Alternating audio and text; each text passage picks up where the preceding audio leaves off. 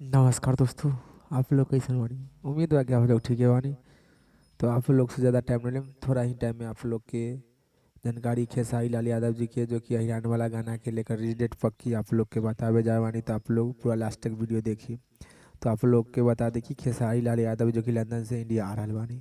तो अखिलेश कश्यप जी कहले बानी कि खेसारी लाल यादव जी के गाना हिरान वाला जो कि इस मंथ के लास्ट तक आप लोग के देखे के मिली, या तो अगला मंथ यानी 2021 के जनवरी में शुरू में 6 या 7 8 तारीख के अंदर में आप लोग के हिरान वाला खेसारी लाल यादव जी के गाना सुने के और देखे के मिली। कि अखिलेश कश्यप जी खुद जो कि लाइव के माध्यम से खुलासा कैले बानी कि हिरान वाला गाना खेसारी लाल यादव जी के इस मंथ के लास्ट तक न तो अगला मंथ में शुरू में आप लोग के सुनने के मिली। तो आप लोग की जानकारी के बारे में क्या राय हुआ, का विचार आप लोग नीचे जरूर कमेंट बॉक्स में बताएं। फिलहाल में इतने, फिर से मिलेंगे अगले वीडियो में।